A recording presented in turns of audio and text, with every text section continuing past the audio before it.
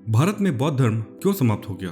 क्या इसके मूल में ब्राह्मण थे, या इस्लामी हमलों के दौरान बौद्धों के सामूहिक नरसंहार और उन पर किए गए घोर अत्याचारों के कारण बौद्ध धर्म की समाप्ति हुई, या फिर यह विनाश पुष्यमित्र शुंग या शशांक जैसे हिंदू राजाओं ने किया? कहीं बौद्ध धर्म के पतन का कारण उनकी अपनी आंतरिक कमजोरियां तो नहीं थी? आज हम इस सवाल का जवाब देने की कोशिश करेंगे। भारत में बौद्ध धर्म का पतन भारतीय इतिहास के सबसे बड़े रहस्यों में से एक है। हम यह समझने की कोशिश करेंगे कि बौद्ध धर्म उस स्थान से ही कैसे समाप्त हो गया जहां वह उत्पन्न हुआ और जहां से वह दुनिया के कई अन्य देशों तक फैला। हम ये भी समझेंगे कि क्या वास्तव में 8वीं शताब्दी में सिंध पर अरब आक्रमणों के दौरान बौद्धों ने मोहम्मद बिन कासिम का सहयोग किया, और इस सहयोग का पश्चिमी भारत में बौद्ध धर्म पर क्या प्रभाव पड़ा। हम भारत में पूर्व और दक्षिण की तरफ भी जाएंगे और यह समझने की कोशिश करेंगे कि वहां बौद्ध धर्म के साथ क्या हुआ, और आखिर में भारत से बौद्ध धर्म का पूरी तरह से खात्मा कैसे हो गया। एक दिलचस्प तथ्य यह भी है कि प्राचीन भारत के वे सभी भाग जहां बौद्ध बहुसंख्यक थे, जैसे पंजाब, सिंध, गांधार और बंगाल, वे सभी के सभी मध्य युग के अरब आक्रमणों के बाद 12वीं शताब्दी के अंत तक आखिर कैसे इस्लाम का गढ़ बन गए। एक और सवाल यह है कि कैसे हिंदू धर्म और जैन धर्म मध्य युग में अपना अस्तित्व बचाए रखने में कामयाब रहे, लेकिन बौद्ध धर्म हमेशा के लिए खो गया। भारत के स्वर्णिम काल में बनाए गए अधिकांश बौद्ध स्मारक इतिहास के पन्नों में खो गए, और 800 से अधिक वर्षों तक जमीन के नीचे दबे रहने के बाद उन्हें 19वीं और 20वीं शताब्दी के दौरान ही फिर से खोजा जा सका। चीनी यात्री हुएनसांग ने बताया कि 7वीं शताब्दी में भारत में बौद्ध धर्म फल फूल रहा था, और उन्होंने खुद देश भर में फैले 3000 से अधिक मठों और इन मठों में रहने वाले लाखों भिक्षुओं की गणना की। उन्होंने गांधार से लेकर बंगाल तक और दक्षिण में केरल और तमिलनाडु तक के मठों के बारे में विस्तार से जानकारी दी है। 7वीं शताब्दी में बौद्ध धर्म भारत में हर जगह मौजूद था और फल फूल रहा था, लेकिन 12वीं शताब्दी के अंत तक देश के अधिकांश हिस्सों से बौद्ध धर्म पूरी तरह गायब हो चुका था। हम इस रहस्य के 10 प्रमुख कारणों को समझते हैं और ये भी समझने की कोशिश करेंगे कि कैसे मध्यकाल में हिंदू और जैन अपने अस्तित्व को बचाए रखने में सफल रहे, लेकिन बौद्ध धर्म को उसके मूल स्थान से ही उखाड़ फेंका गया।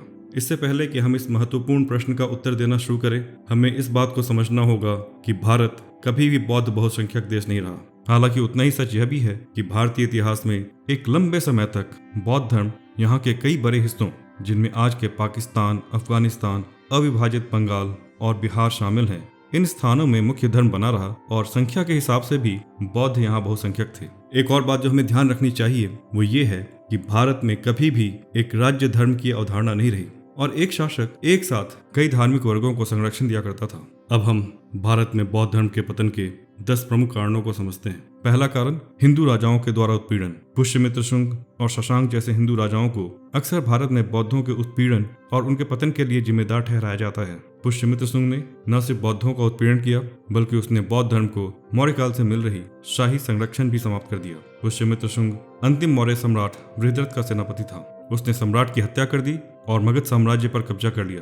पुष्यमित्र का व्यवहार बौद्ध भिक्षुओं के प्रति शत्रुतापूर्ण था, लेकिन बौद्ध धर्म के पतन के लिए उन्हें पूरी तरह जिम्मेदार नहीं ठहरा जा सकता, क्योंकि पुष्यमित्र के बाद भी भारत में बौद्ध धर्म 1200 से भी अधिक वर्षों तक फलता फूलता रहा, और वह भारत से बौद्ध धर्म को उखाड़ने में सफल नहीं हुआ। नए ऐतिहासिक साक्ष्य इस धारणा पर भी सवाल उठाते हैं कि पुष्यमित्र बौद्ध धर्म के प्रति शत्रुतापूर्ण था, क्योंकि उसके शासनकाल के दौरान कई प्रमुख बौद्ध स्मारकों और मठों का बड़े पैमाने पर निर्माण कराया गया था। 7वीं शताब्दी के दौरान बंगाल पर शासन करने वाले राजा शशांक को भी भारत में बौद्ध धर्म के पतन के लिए जिम्मेदार माना जाता है। उसने मगध क्षेत्र के पाटलिपुत्र और गया में कई बौद्ध मठों को नष्ट कर दिया था। उसने बौद्ध भिक्षुओं का बड़े पैमाने पर नरसंहार भी किया, यहाँ तक कि उसने बोधगया के पवित्र महाबोधि वृक्ष को भी नष्ट कर दिया। लेकिन उसे भी बौद्ध धर्म के पूर्ण विनाश के लिए जिम्मेदार नहीं ठहरा जा सकता, क्योंकि उसके मृत्यु के बाद भी बौद्ध धर्म पूरे भारत में फलता फूलता रहा।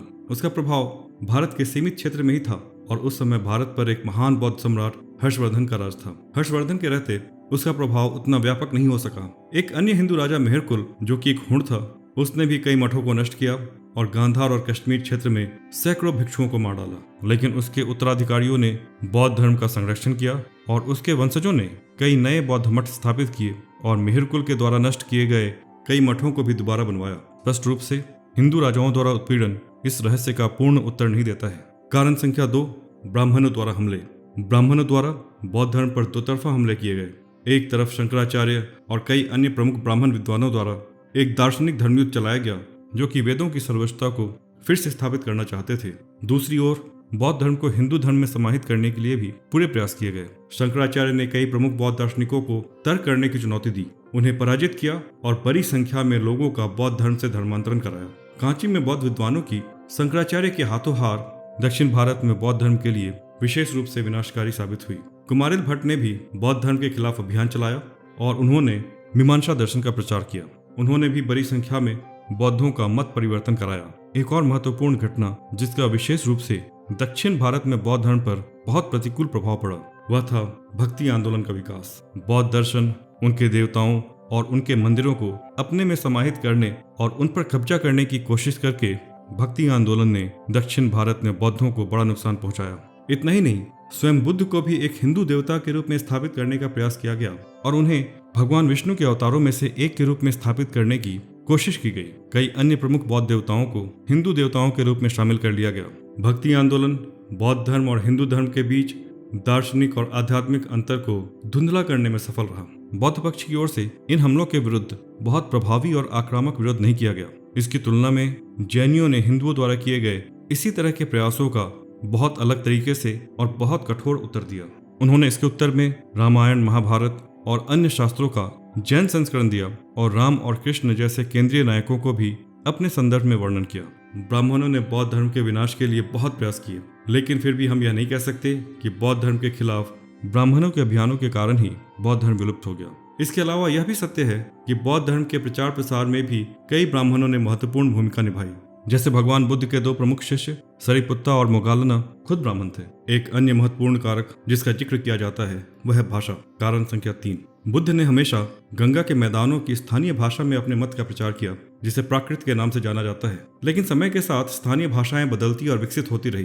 कुछ शताब्दियों के बाद वह भाषा जिसमें बुद्ध की शिक्षाओं को संहिताबद्ध किया गया था, उसे स्थानीय आबादी के लिए समझना आसान नहीं रहा। समस्या तब और बढ़ गई जब भिक्षुओं ने बुद्ध की शिक्षाओं का संस्कृत में अनुवाद करना शुरू कर दिया। इसका परिणाम यह रहा कि केवल शिक्षित भिक्षु ही बुद्ध की शिक्षाओं को पढ़ और समझ सकते थे। लेकिन यह समस्या तो दूसरे धर्मों में भी थी। हिंदू धर्म के तो लगभग सभी शास्त्र संस्कृत में ही उपलब्ध थे। तो स्पष्ट रूप से बौद्ध धर्म के पतन में भाषा की भूमिका बहुत सीमित रही। कारण संख्या 4, बौद्ध धर्म का कई संप्रदायों में विभाजन। बौद्ध धर्म कई संप्रदायों जैसे महायान, वज्रयान में विभाजित होता चला गया, लेकिन बौद्ध धर्म के कई संप्रदायों में विभाजन को बौद्ध धर्म के पतन का केंद्रीय कारण नहीं माना जा सकता। धर्म का विभिन्न संप्रदायों में बंटना हिंदू धर्म और जैन धर्म के लिए भी उतना ही सही था, बल्कि वहां तो यह समस्या और भी व्यापक और गहरी थी। लेकिन फिर भी वो आधुनिक युग तक अपना अस्तित्व बचाए रखने में सफल रहे। अब एक और आंतरिक कारण पर बात करते हैं। कारण संख्या 5, संघ का नैतिक पतन। यह साबित करने के लिए पर्याप्त सबूत हैं कि मठों और संघ में सब कुछ सही नहीं चल रहा था। बौद्ध मठों ने विभिन्न वर्गों को अपनी तरफ आकर्षित किया। कई लोग तो वास्तव में अपनी आध्यात्मिक उन्नति में रुचि के चलते बौद्ध संघों में शामिल हुए थे, लेकिन कई ऐसे लोग भी थे जो संघ में सिर्फ इसलिए शामिल हुए थे क्योंकि वो घर चलाने की जिम्मेदारी नहीं लेना चाहते थे या वो बिना किसी तरह का काम किए जीना चाहते थे। हालांकि बुद्ध ने घोषणा की थी कि चोर, लुटेरे और जेल से भागे कैदी संघ के सदस्य नहीं बन सकते थे, लेकिन संघ में प्रवेश एक कठोर प्रणाली नहीं थी और कई असामाजिक तत्वों ने भी मठों में शरण लेने में सफलता पाई। कई ऐसे मठ भी थे जिन्होंने बड़ी मात्रा में संपत्ति जमा कर रखी थी और उनके पास बड़ी संख्या में नौकर, पशु, अन्न के भंडार और यहाँ तक कि दान में दिए गए कई गांव भी आ गए थे। कई भ्रष्ट भिक्षुओं ने साहूकारों के रूप में भी काम करना शुरू कर दिया था और व्यापारिक गतिविधियों में पैसा लगाते थे। गर्भवती भिक्षुओं के भी किस्से आम हो चले थे। स्पष्ट रूप से ये सभी घटनाएं बुद्ध की शिक्षाओं के बिल्कुल उलट थी। हम यह नहीं कह सकते कि बौद्ध धर्म मठों के नैतिक पतन के कारण समाप्त हो गया, क्योंकि हर धर्म ने इस चुनौती का सामना किया और कुछ पुजारियों या भिक्षुओं के भ्रष्ट आचरण के कारण धर्म समाप्त नहीं हुए। कारण संख्या 6, शहरीकरण में कमी। बौद्ध धर्म की उत्पत्ति 6वीं और 5वीं शताब्दी ईसा पूर्व के दौरान हुई थी, जब भारत में तेजी से शहरीकरण हो रहा था। इस आंदोलन को शहरी केंद्रों और शहरी व्यवसायों से जुड़े महत्वपूर्ण समूहों जैसे व्यापारियों, बैंकरों और कारीगरों का समर्थन प्राप्त था। मध्य युग के दौरान भारत में शहरीकरण की गिरावट के साथ बौद्ध धर्म ने महत्वपूर्ण संसाधनों को खो दिया। अधिकांश मठों को संसाधनों के अभाव में छोड़ दिया गया और केवल वे मठ ही खुद को स्थापित रख पाए जिनके पास अपनी बड़ी भूमि संपत्ति थी। जब भारत पर अरब आक्रमण शुरू हुए तब अधिकांश बौद्ध आबादी शहरी केंद्रों में रह रहे थे, जबकि ग्रामीण भारत मुख्यतः हिंदू था। अब एक महत्वपूर्ण विषय की बात करते हैं। कारण संख्या 7, पश्चिमी भारत में अरब आक्रमणकारियों के साथ सहयोग। अरबों के शुरुआती आक्रमण के विरुद्ध पश्चिमी भारत, जिसमें आधुनिक सिंध, पंजाब, खैबर पख्तून और अफगानिस्तान के कई क्षेत्र शामिल थे, वहां की हिंदू और बौद्ध आबादी ने एक दूसरे के ठीक विपरीत आचरण किया। इसके नतीजे में इन क्षेत्रों पर अरबों के पूर्ण विजय के बाद वे अलग अलग तरीके से प्रभावित हुए। अरबों के आक्रमण का अधिकांश हिंदू शासकों और समुदायों ने सशस्त्र और घोर विरोध किया, जबकि पश्चिमी भारत में अधिकांश शहरी और व्यापारिक बौद्ध समुदायों ने इस्लामी आक्रमणकारी ताकतों के साथ सहयोग किया। शाहनामा उन घटनाओं से भरी पड़ी है जहां बौद्ध प्रमुखों ने अरब आक्रमणकारियों के साथ सहयोग किया और हिंदू राजाओं के साथ उनके युद्ध के समय अरब सेनाओं को आवश्यक रसद भी उपलब्ध कराई। बौद्ध व्यापारियों का मानना था कि अरब जगत के तेजी से शहरीकरण से और चीन और मध्य एशिया के व्यापारिक मार्गों के खुलने से उनके आर्थिक और व्यापारिक हितों की रक्षा होगी। उन्हें लगता था कि उनके आर्थिक हितों को वहां के ताकतवर हिंदू व्यापारिक वर्गों से खतरा है। शाहनामा के अनुसार हिंदू व्यापारियों के भय से पश्चिमी क्षेत्रों में मौजूद 10 बौद्ध समुदायों में से 9 समुदायों ने अरबों का सहयोग किया। सिविस्तान का बौद्ध समुदाय आक्रमण के पहले ही अरबों के पास संधि का प्रस्ताव लेकर चला गया। जब एक क्षत्रिय सेनापति चांदराम युद्ध में हार के बाद अपनी सेना के साथ पीछे हट रहा था तो उसने अपनी सेना को शाह के आक्रमण से बचाने के लिए सिविस्तान के किले में शरण लेने की कोशिश की, लेकिन सिविस्तान के बौद्ध समुदाय ने उसके लिए किले का दरवाजा नहीं खोला और चांदराम और उसकी सेना को किले के बाहर ही गाजर मूली की तरह काट दिया गया।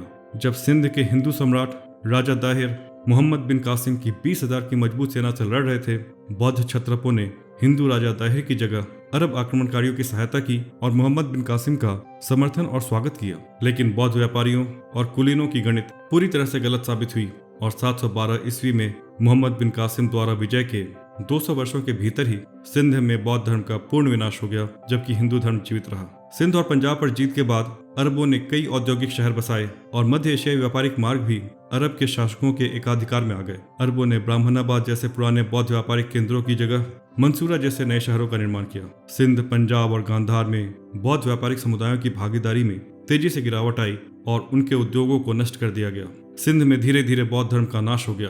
मोहम्मद बिन कासिम के आक्रमण के लगभग 200 वर्षों के बाद जब अल बरूनी ने सिंध का दौरा किया तो उन्हें सिंध में बौद्ध धर्म का एक भी अनुयायी नहीं मिला। 7वीं शताब्दी तक पश्चिमी भारत के अधिकतर शहरों की आबादी बौद्ध बहुसंख्यक थी, लेकिन 10वीं शताब्दी के अंत तक सभी बौद्ध शहर मुस्लिम शहरों में बदल चुके थे। कारण संख्या 8, जजिया और अन्य धार्मिक कर।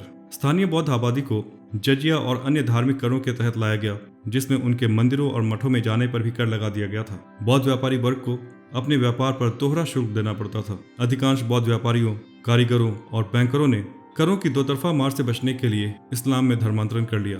अब हम भारत में बौद्ध धर्म के पतन के सबसे महत्वपूर्ण कारणों में से एक की बात करते हैं। कारण संख्या 9, इस्लामी आक्रमण। वार्डर के अनुसार बौद्ध धर्म भारत से इसलिए समाप्त हो गया क्योंकि उसके पास इस्लाम की क्रूर हिंसा का कोई उत्तर नहीं था। एक अन्य अंग्रेज विद्वान इलियट का कहना है कि गैर मुसलमानों पर लगाए गए कठोर कर और इस्लामी न्याय प्रणाली में उनके लिए न्याय में भेदभाव के कारण ही बौद्धों के साथ साथ हिंदुओं का सामूहिक धर्मांतरण हुआ। शुरू में जिन लोगों ने धर्म परिवर्तन किया था वो केवल बाहरी रूप से परिवर्तित हुए थे, जबकि आंतरिक रूप से वे अपनी बौद्ध विश्वासों और प्रथाओं का पालन करते रहे। लेकिन इस तरह धर्मांतरित लोगों की अगली पीढ़ी ने इस्लाम को पूरी तरह से अपना लिया। तुर्क आक्रमणकारियों ने कई प्रमुख मठों को नष्ट कर दिया और बौद्ध आबादी का बड़े पैमाने पर नरसंहार किया गया। वी.एस. स्मिथ ने माना कि इस्लामी हमले भारत में बौद्ध धर्म के विनाश का मूल कारण थे। बी.आर. अम्बेडकर के अनुसार भी वह इस्लाम की तलवार ही थी जिसके कारण भारत में बौद्ध धर्म का पूर्ण विनाश हुआ। उनका कहना था कि मुस्लिम आक्रमणकारियों द्वारा सताए गए हिंदू सहायता के लिए हिंदू शासकों की ओर देख सकते थे और उन्हें सहायता मिलती भी थी, लेकिन उन्हीं मुस्लिम आक्रमणकारियों द्वारा सताए गए बौद्धों को ऐसी कोई सहायता उपलब्ध नहीं थी। बौद्ध धर्म एक अनाथ की तरह था जो इस्लामी आक्रमणकारियों द्वारा जलाई गई आग में भस्म हो गया। 12वीं शताब्दी में नालंदा महाविहार का विनाश बौद्ध भिक्षुओं और मठों पर इस्लामी आक्रमणकारियों द्वारा की गई क्रूरता और विनाश का एक अच्छा उदाहरण है। तुर्क सेनापति बख्तियार खिलजी ने केवल 200 घोड़ों के साथ विशाल मठ के भीतर प्रवेश किया। बौद्ध भिक्षु इस हमले से पूरी तरह अनजान थे। सभी निहत्थे भिक्षु और मठ के छात्र खिलजी की तलवार का शिकार बने। किसी भी समय नालंदा महाविहार में कम से कम 2000 शिक्षक और 10,000 छात्र रहा करते थे। किसी को छोड़ा नहीं गया। हजारों भिक्षुओं और छात्रों को मारने के बाद उसने महाविहार और उसके विशाल पुस्तकालय में आग लगा दी। यह कोई दुर्घटना नहीं थी, बल्कि विनाश के श्रृंखला की एक घटना मात्र थी, जिससे बौद्ध धर्म के अधिकांश मठों और महत्वपूर्ण स्थलों को एक एक करके गुजरना पड़ा। नालंदा के बाद खुद बोधगया स्थित महाबोधि मंदिर की बारी थी, जिसे खिलजी की सेना ने अपवित्र किया और नष्ट कर दिया। भिक्षुओं के सामूहिक नरसंहार और बड़े पैमाने पर विनाश की उसी कहानी को दोहराते हुए उदांतापुरी और विक्रमशिला विश्वविद्यालय को भी नष्ट कर दिया गया। सारनाथ के बौद्ध स्थल और भारत के गंगा के मैदानी इलाकों में स्थित सैकड़ों अन्य विहारों को नरसंहार, लूट और विनाश की एक ही नियति नसीब हुई। जो भिक्षु जीवित रहने में सफल रहे वे उत्तर भारत से या तो देश के दक्षिण की तरफ या फिर हिमालय के पार तिब्बत, नेपाल और चीन भाग गए। हजारों मठों के नष्ट होने और लाखों भिक्षुओं की हत्या का बौद्ध समुदाय के जीवन पर व्यापक असर हुआ। मठों को जब्त कर लिया गया और उसे इस्लामिक कमांडरों को इनाम के रूप में दे दिया गया। बौद्ध समाज धीरे धीरे कमजोर होता चला गया और बौद्ध आबादी का या तो इस्लाम में धर्म परिवर्तन करा दिया गया या धीरे धीरे हिंदू धर्म ने उसे अपने में आत्मसात कर लिया। इन सब के बावजूद बौद्धों की एक बड़ी आबादी अभी भी बंगाल में जीवित रहने में कामयाब रही और बंगाल में उनकी कहानी हमें भारत में बौद्ध धर्म के पतन के अंतिम अध्याय की तरफ ले जाती है। कारण संख्या 10, सूफीवाद की भूमिका और बौद्धों का इस्लाम में बड़े पैमाने पर धर्म परिवर्तन। बंगाल गिनती के उन क्षेत्रों में से एक था जहां अरबों के सदियों के आक्रमण के बाद भी बौद्धों की बड़ी आबादी जिंदा थी। हर तरह के व्यापार पर मुस्लिम नियंत्रण ने पहले ही भारत में बौद्धों के बड़े पैमाने पर धर्मांतरण के लिए एक आधार तैयार कर दिया था। बची खुची बौद्ध आबादी के धर्मांतरण में बड़ा योगदान सूफियों का रहा। सूफी दरगाह और खानगाह ने बंगाल में बौद्धों और हिंदुओं के धर्म परिवर्तन में बहुत महत्वपूर्ण भूमिका निभाई। उत्तर के मुस्लिम आक्रमणकारियों के उलट बंगाल में सूफियों का प्रयास शांतिपूर्ण था। दरगाहों और खानगाहों के पास काफी भूमि, संपत्ति और आर्थिक संसाधन थे और उनके पास काफी राजनीतिक और धार्मिक शक्तियां भी थी। दरगाहों और खानगाहों की व्यापक श्रृंखला के माध्यम से सूफियों ने धीरे धीरे बंगाल के ग्रामीण इलाकों में भी प्रवेश किया। मिशनरी सूफियों को बौद्धों के धार्मिक विश्वास और सामाजिक संस्थाओं को तोड़ने और उन्हें इस्लाम में मतांतरित करने में सदियों लग गए। बंगाल की बौद्ध आबादी को इस्लाम की शरिया आधारित प्रणाली के तहत लाने में सूफीवाद की भूमिका निर्णायक थी। बंगाल में इस्लाम बौद्ध धर्म की कीमत पर फैला। जब तक इस्लाम बंगाल तक नहीं पहुंचा था तब तक भारत में उसका चरित्र शहरी था, लेकिन बंगाल से इस्लाम ने देश के ग्रामीण इलाकों में भी प्रवेश कर लिया।